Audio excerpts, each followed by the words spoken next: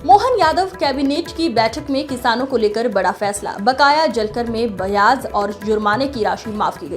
Cabinet फैसले की जानकारी देते हुए उप मुख्यमंत्री राजेंद्र शुक्ल ने बताया कि इससे 35 लाख किसानों को फायदा होगा। ये ब्याज और दंड की राशि 84 करोड़ 17 लाख रुपए माफ की गई है। अब किसानों को मार्च 2026 तक मूल कर की राशि जमा करना होगा। इसके अलावा राजेंद्र शुक्ल ने बताया कि मुख्यमंत्री डॉक्टर मोहन यादव 13 जुलाई से 19 जुलाई तक दुबई और स्पेन की विदेश यात्रा पर जा रहे हैं। ये यात्रा मध्य प्रदेश में अंतर्राष्ट्रीय निवेश लाने के लिए होगी।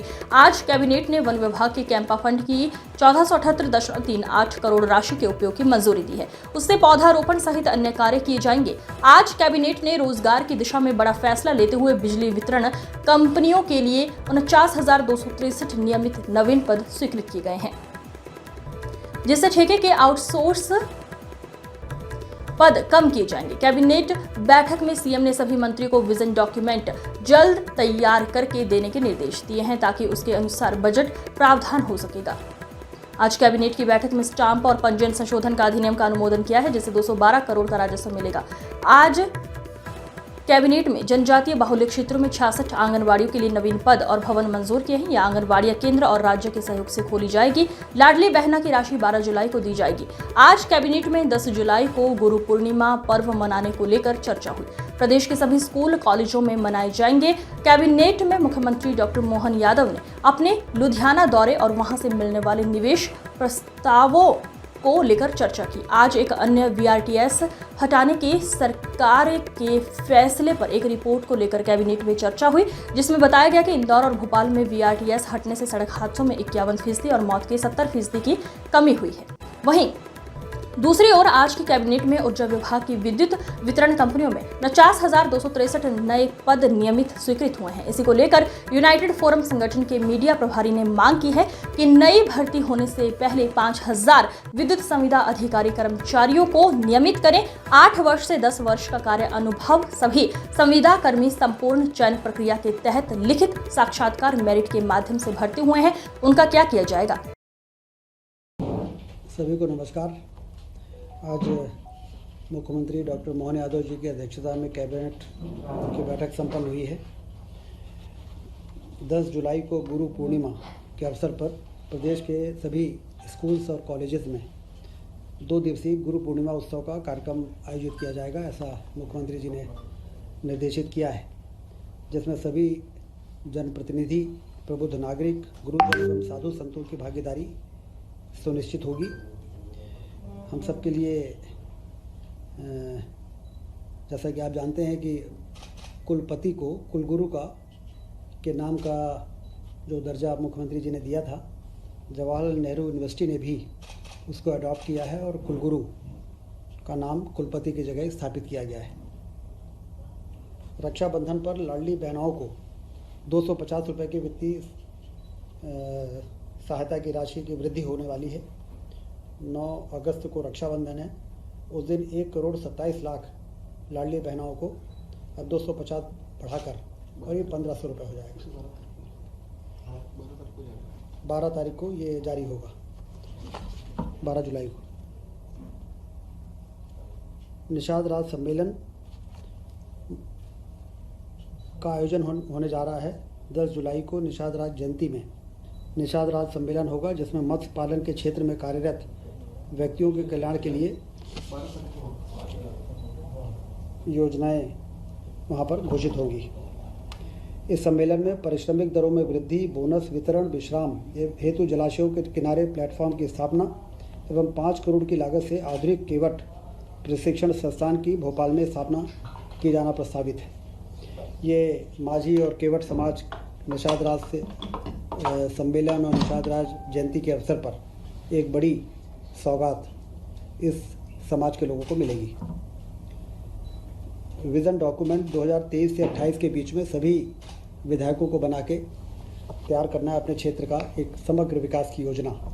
उसमें प्रभारी मंत्री अपने प्रभार जिलों में जाएंगे और विधायकों के साथ बैठक करके उनसे चर्चा करके और उनके सभी के विज़न डॉक्यूमेंट बन जाएं और उस विज़न डॉक्यूमेंट के आधार पर आने वाले अनुपूरक बजट में बजट का प्रावधान हो सके, जिससे विकास के काम जो चल रहे हैं वो लगातार चलते रहें। 2028 में सारा विजन एक तरीके से कंप्लीट हो सके, ऐसा मुख्यमंत्री जी ने निर्देशित किया है।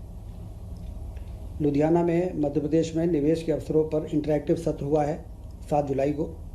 400 से अधिक उद्योग प्रतिनिधियों ने इसमें हिस्सा लिया। 15,606 करोड़ के निवेश प्रस्ताव प्राप्त हुए हैं। 20,275 से अधिक रोजगार सृजित होने की संभावना है। मुख्यमंत्री जी की विदेश यात्रा प्रस्तावित है 13 से 19 जुलाई दुबई और स्पेन की। इसमें व्यावसायिक बैठकें होंगी, विभिन्न कंपनियों के साथ 1-to-1 मीटिंग होगी। इस भ्रमण का उद्देश्य प्रमुख क्षेत्रों में निवेश प्राप्त करना, प्रौद्योगिकी हस्तांतरण, अंतर्राष्ट्रीय बाजारों तक पहुंच बनाना, रोजगार के अवसर सृजित करना एवं अंतर्राष्ट्रीय संबंध स्थापित करना और वैश्विक निवेश की तमाम संभावनाएं जो हैं वो उस पर चर्चा होना है। जैसा कि हम सब देख रहे हैं कि डॉक्टर मोहन यादव जी जब से उन्होंने कार्यभार संभाला है,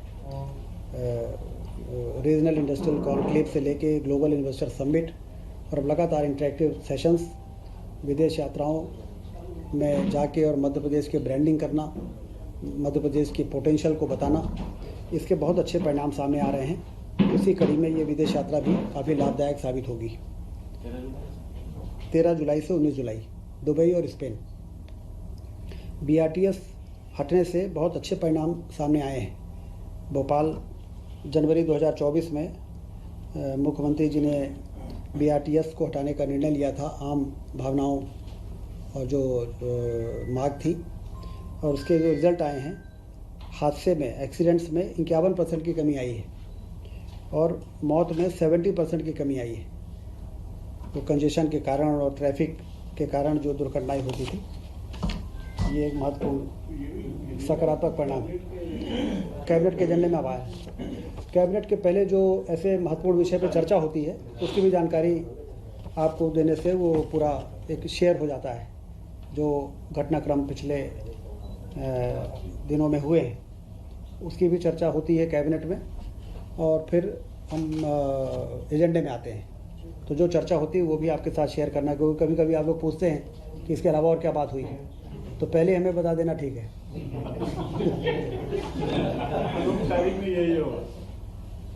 lake view residency hotel Bhopal को पूरी तरह से उसका रीडेवलपमेंट का प्रस्ताव कैबिनेट में पास हुआ था।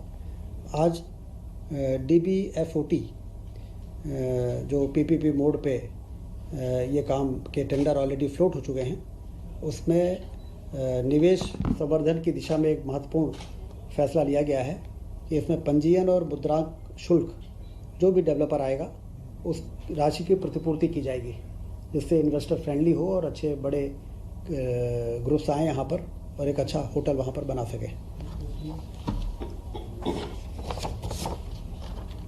डिस्ट्रीब्यूशन कंपनीज जो हैं, बिजली वितरण कंपनी, उसमें एक बहुत महत्वपूर्ण फैसला हुआ है। 49,263 नवीन पद की स्वीकृति हुई है। इससे इसकी जो संगठनात्मक संरचना है उसको मजबूती मिलेगी और अल्टीमेटली पावर जनरेशन और ट्रांसमिशन के बाद डिस्ट्रीब्यूशन जीरो ग्राउंड पर परफॉर्मेंस के आधार पर ही अच्छी गुणवत्तापूर्ण बिजली उपभोक्ताओं को मिल पाती है। तो मैन पावर की कमी जो लंबे समय से महसूस हो रही थी उसको दूर करने के लिए 49,263 नए पद मंजूर किए गए हैं, सभी कंपनियों में, तीनों को मिला के वितरण कंपनी।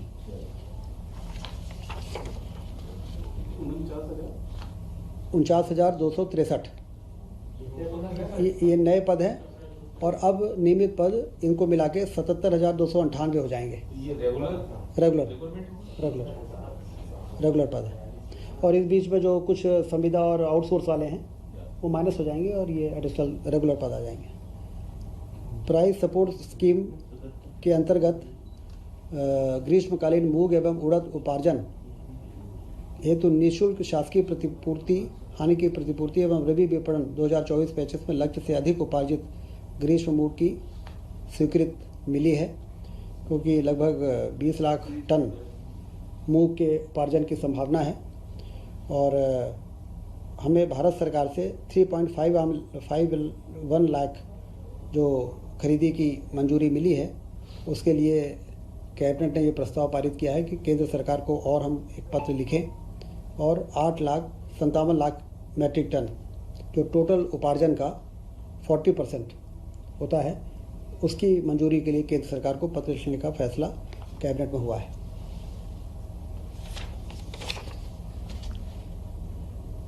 तो 20% होता था सर, 25 होता है, 25%।